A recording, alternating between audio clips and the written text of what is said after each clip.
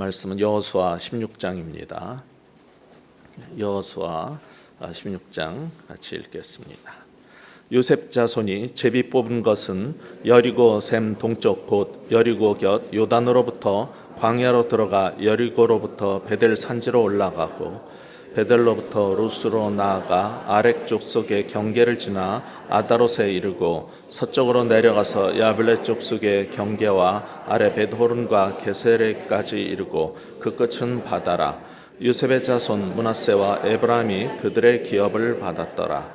에브라임 자손이 그들의 이러하니라. 그들의 기업의 경계는 동쪽으로 아다롯 아달에서 윗 벳호른에 이르고 또 서쪽으로 나아가 북쪽 믹므다에 이르고 동쪽으로 돌아 다하나 실로에 이르러 야노아 동쪽을 지나고 아노아부터 아다롯과 나하라로 내려가 여리고를 만나서 요단으로 나아가 또 답바에서부터 서쪽으로 지나서 가나신에 이르나니 그 끝은 바다라.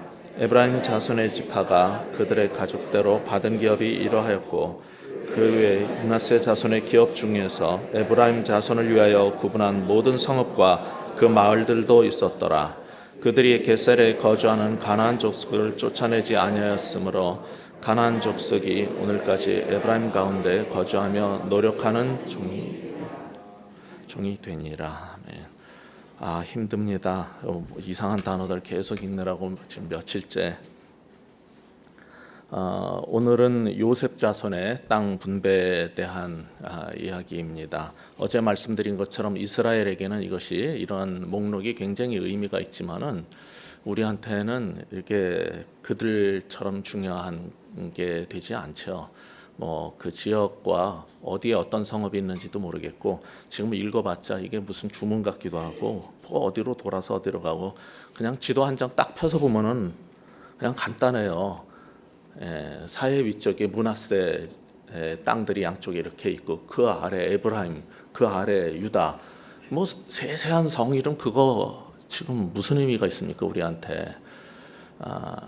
그리고 정말 이런 말씀을 우리가 볼 때마다 하나님의 음성을 듣기 위해서 애를 쓰는데 도시 이름 몇 개 읽는다고 거기서 은혜가 오는 것도 아니고, 그래서 여러분이 개인적으로 묵상할 때 너무 무리하지 마시기 바랍니다. 이런 자리에서는 그냥 우리가 저 같은 목사는 뭔가를 찾아내서 은혜를 끼쳐야 되기 때문에 사실은 유혹을 받아요. 그래서 영해를 할 수 있어요. 뭐 이렇게 돌아 그러면 그러면 하나님께 뭐 어떻게 우리가 돌아서라도 가야 됩니다. 뭐 하면서 괜히 말 갖다 붙이면요 다 모든 거 은혜롭게 만들 수 있어요. 그러나 그게 가장 나쁜 일입니다.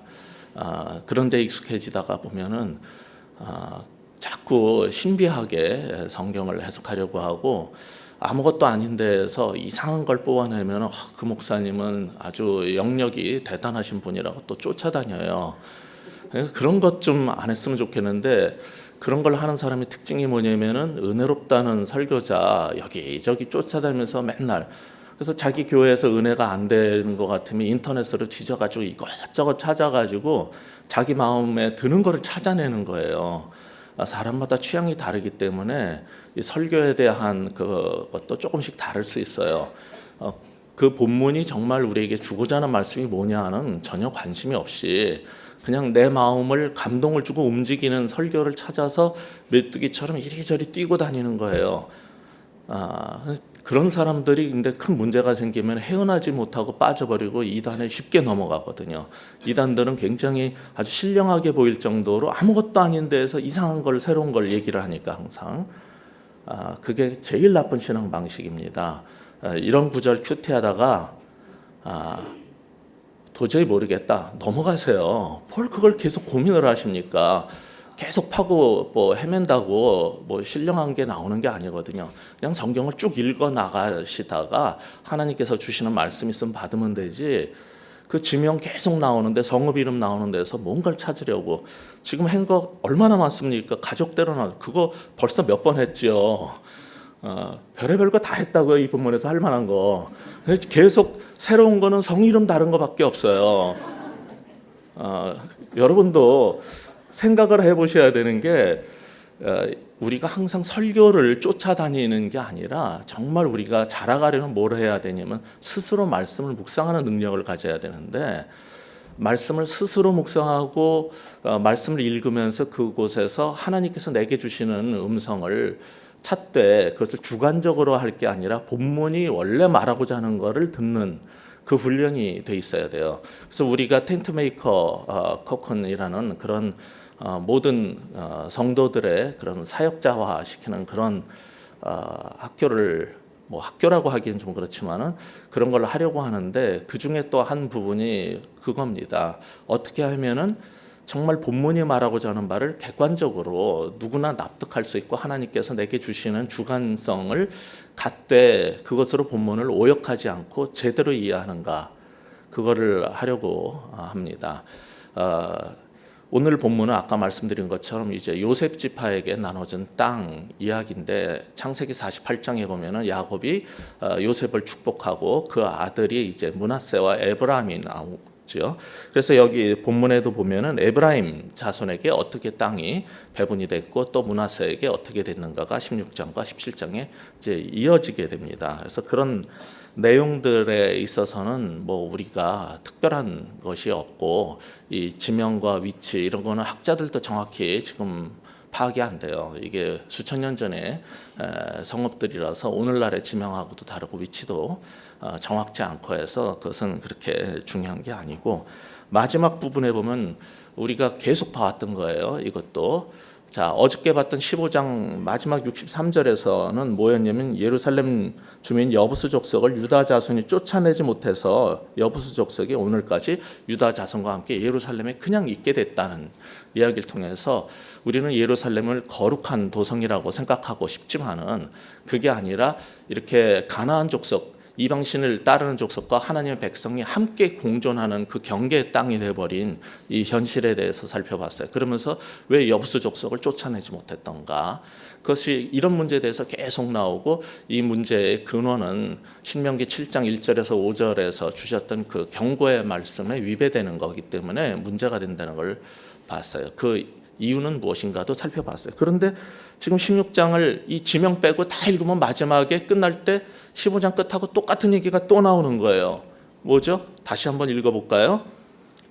10절입니다. 그들이 게셀에 거주하는 가나안 족속을 쫓아내지 아니하였으므로 가나안 족속이 오늘까지 에브라임 가운데 거주하며 노역하는 종이 되니라. 똑같은 일이 또 벌어지는 게, 게셀에 거주하는 가나안 족속을 쫓아내지 아니하였다. 이게 또 나오는 거예요. 근데 이게 여기서만 나올 게 아니거든요. 이제 또 나올 거란 말이에요. 앞으로 성경은 왜 이런 식으로 이 부분을 자꾸 이런 이야기를 반복을 하느냐는 거죠. 사실 아까 말씀드린 것처럼 이것은 신명기 토라의 규정을 따르지 않은 문제인데, 그 15장 63절에 이 말씀하고 똑같은 이 상황이 자꾸 반복되는데, 이 문제가 언제 풀리지요? 이스라엘이 좀 더 강성해져서 이제 다윗 그리고 솔로몬의 시대에 가야지 이 문제가 해결이 돼요.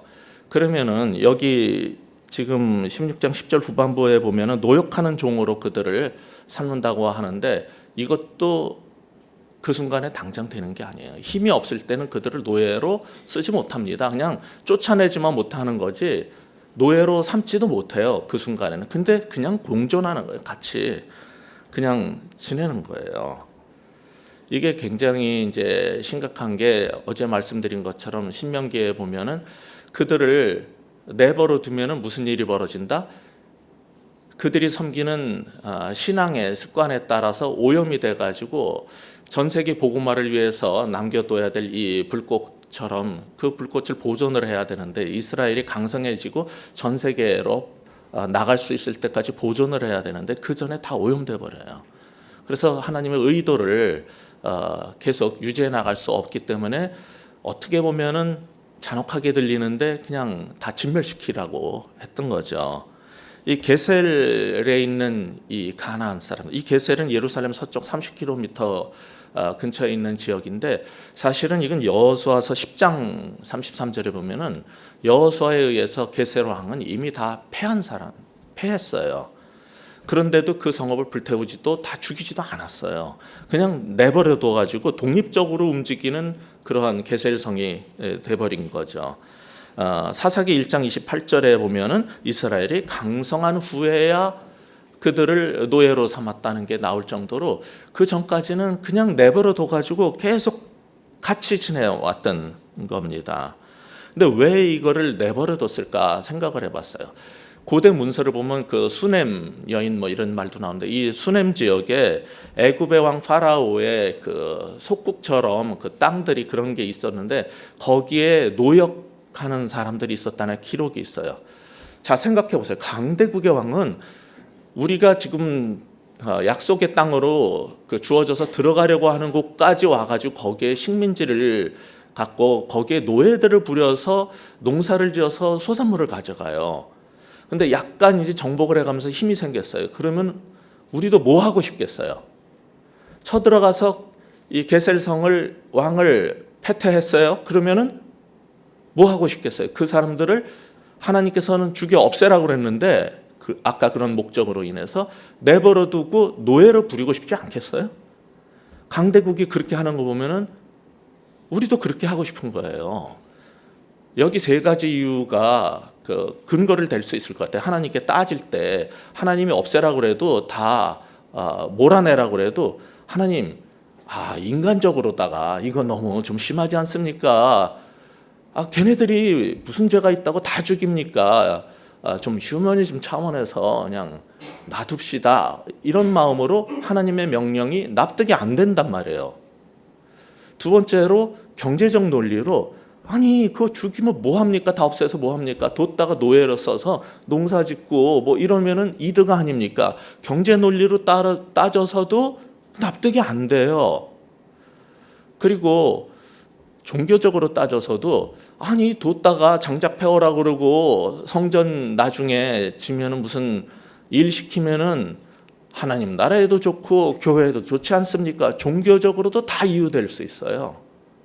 하여간에 하나님 말씀이 이게 이해가 안 되고 납득하기 어려울 때는 우리는 모든 근거를 다 우리가 생각할 수 있는 근거를 대면서 안 할 수 있어요. 그래서 이들은 몰아내지 않은 거예요. 15장의 마지막 절이 63절에서는 유다 족속이 여부스 족속을 몰아내지 못하였다라고 되어 있어요. 아직 그 정도로 완전 몰아낼 정도로 힘이 없어요. 근데 16장 마지막 절에는 게셀에 거주하는 가나안 족속을 몰아내지 못했다가 아니에요. 이건 몰아내지 않은 겁니다. 의도적으로 아니하였다라고 성경은 명확하게 기록하고 있어요. 이건 힘이 없어서 못한 게 아니에요. 이건 싫어서 안 한 거라고 성경은 기록하고 있어요. 분명히 자기들 나름대로 이유를 대고 근거를 대고 안 한 겁니다. 근데 하나님은 참 놀라우셔요. 열왕기상 이 일이 계속돼서 열왕기상의 4장 6절에 보면 노동 감독관 얘기가 나오고 9장 21절에 보면 솔로몬이 노예를 역군으로 삼았다 이런 얘기가 나오거든요.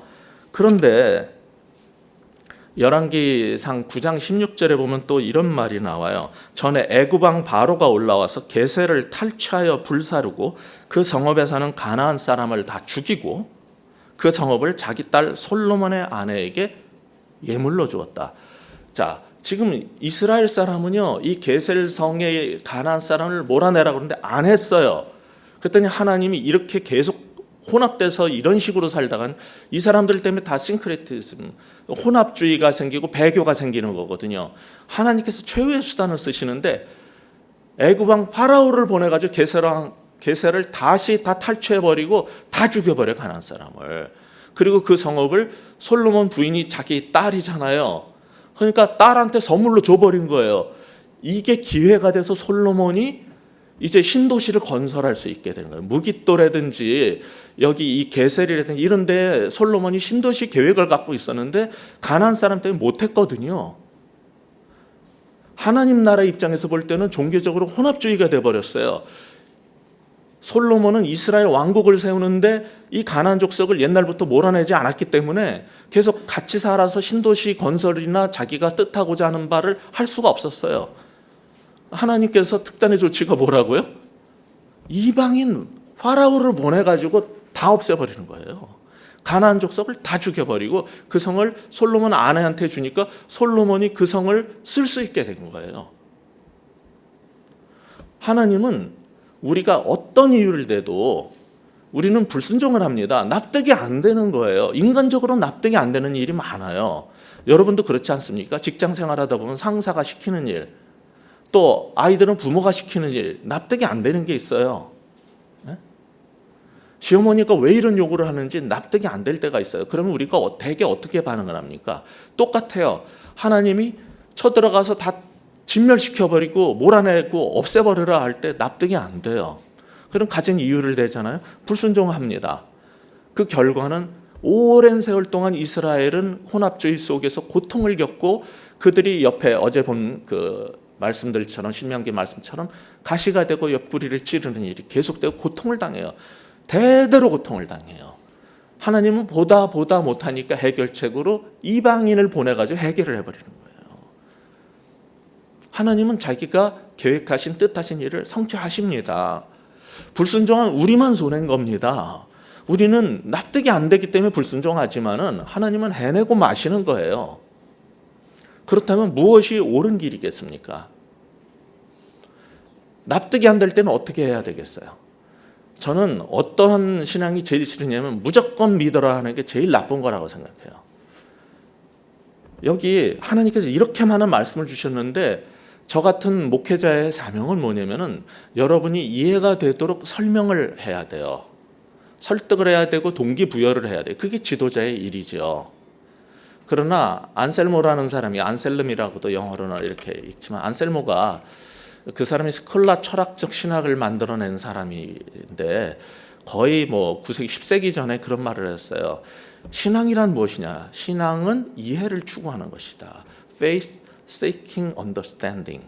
영어로 표현하자면은, 물론 그 사람 이태리어 라틴어로 또 이렇게 말을 한 게 기록이 있지만은, 오늘날식으로 말하자면 신앙이, 믿음이라는 것은 이해를 추구하는 거예요.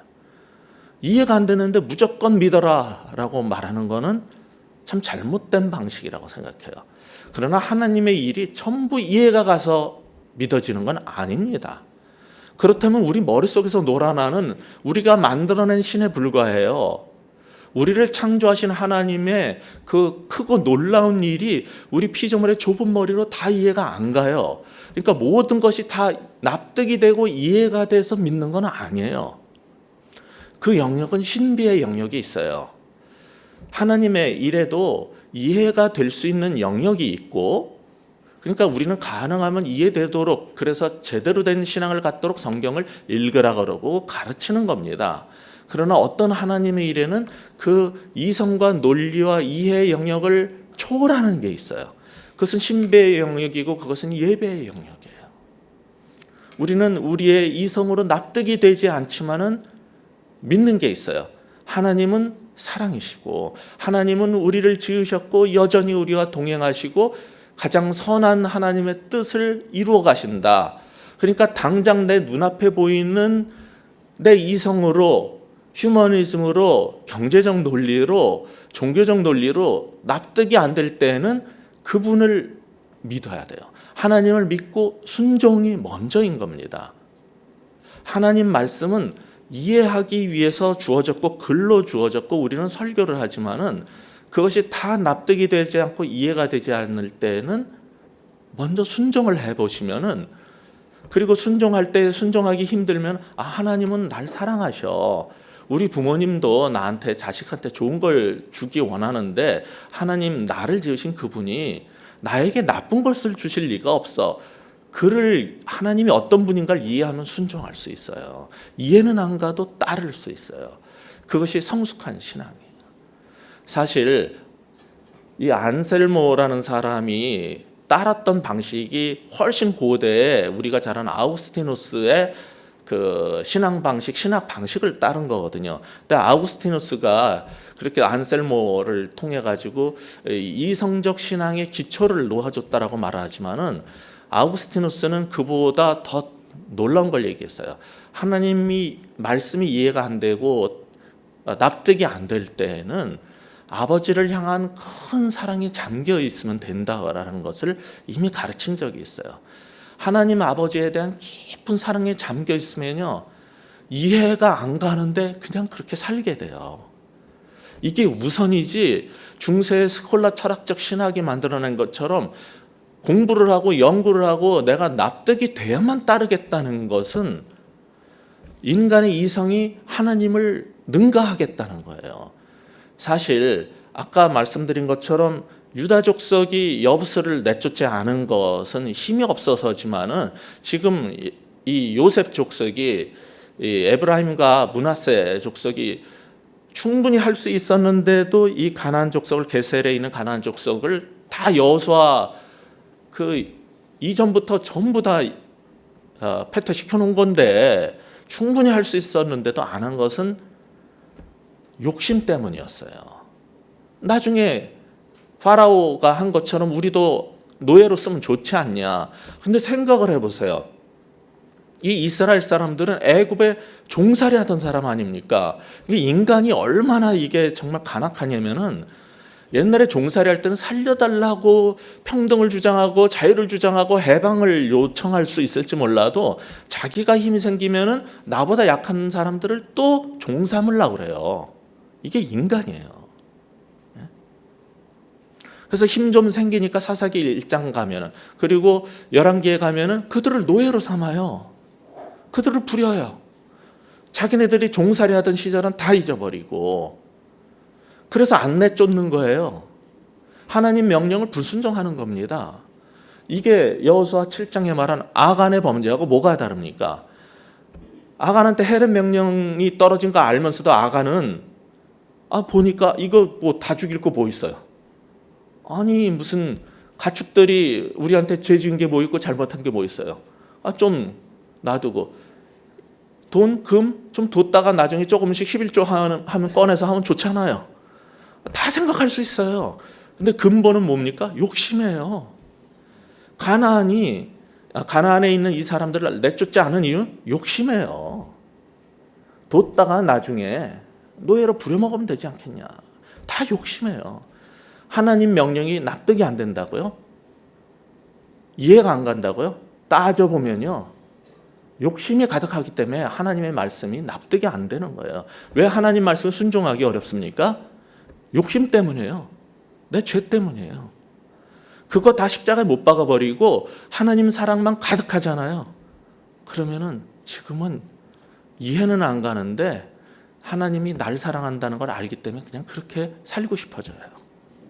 저는 이게 신앙이라고 생각하고 이것이 우리가 가야 될 길이라고 생각하고, 그게 나와 내 후손이 행복해지는 길이지, 내가 납득이 안 가기 때문에 할 수가 없고 나는 내 방식대로 신앙생활을 하겠다, 나는 내 방식대로 인생을 걷겠다, 그러면서 또 하나님을 믿겠다, 이거는 말이 안 되는 거고, 그걸 바로 이스라엘이 겪었던 고난의 길들의 근원이에요.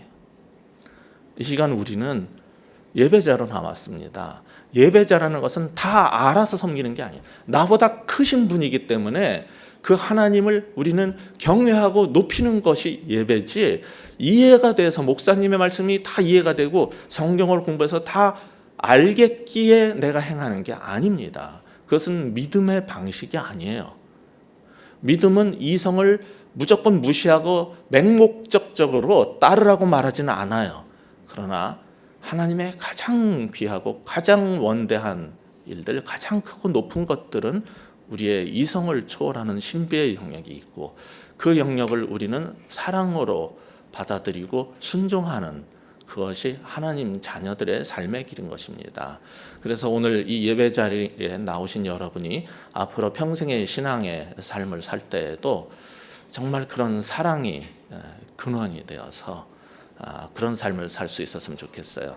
여기 17장 가면은 이제 12절 13절에 또 안 내쫓는 얘기 또 나와요. 이제 이런 얘기가 우리의 삶에서는 다시 반복되지 않기를 주의 이름으로 축원합니다. 기도하겠습니다.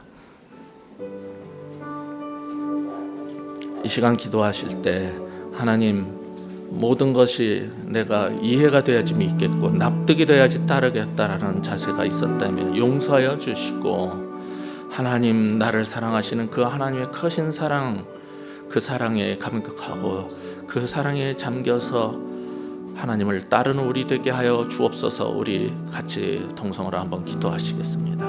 아버지 하나님, 이 시간 간절히 구하옵나니 납득되지 않을 때 하나님을 먼저 사랑하는 사랑이 내게 있는가, 내 속에 욕심은 없는가 돌아보는 우리가 되게 하여 주옵소서.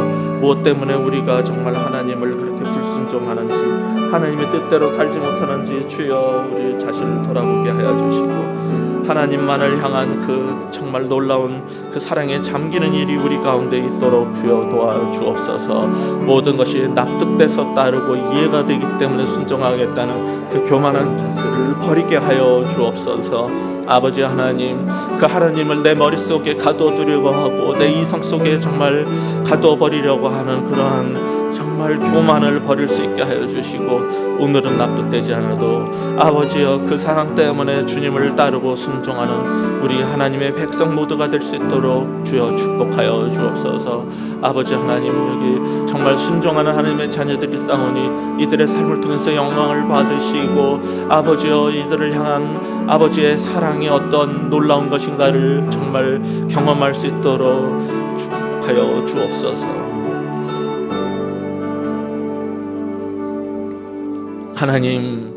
하나님께서 우리를 사랑하신다고 말씀하신 그 말씀을 정말 기억하게 하여 주옵소서. 그 사랑이 모든 것을 뛰어넘게 하여 주옵소서. 하나님의 명령이 납득되지 않고 이해되지 않을지라도 나를 사랑하시는 아버지 하나님을 기쁨으로 따를 수 있는 정말 믿음의 사람들 모두 되고, 그래서 마지막 그 새 예루살렘 성에 들어가기까지 정말 기쁜 그리고 복된 그러한 신앙의 삶을 살 수 있도록 도와주옵소서. 평생 길을 돌아보건대 눈앞의 이익만을 바라보면서 내렸던 판단들이 얼마나 유치했고 지난 세월 돌아보건대 얼마나 어리석었는가를 우리가 압니다. 아버지 하나님, 신앙에서는 그 과오 다시 범치 않게 하여 주옵소서. 그냥 믿음으로 살고 돌아보는 모든 길들이 하나님의 은혜였다라고 간증할 수 있는 우리 모두가 되게 하여 주옵소서. 이제는 예수 그리스도의 은혜와 아버지 하나님의 사랑과 성령의 새롭게 하시며 새 능력 주시고, 그리고 우리 속에 있는 여부수족을 몰아내고 우리 가운데 있는 악한 것들과 욕심들을 다 몰아내고 오직 거룩과 영광과 하나님의 신비만으로, 하나님의 그 아름다움만으로 가득한 삶이 되기로 결단하며 떠나가는 주의 백성들 머리 위에, 그 가정 위에, 그 일터 위에 지금부터 영원토록 함께 하시기를 간절히 축복하며 기도하옵나이다. 아멘.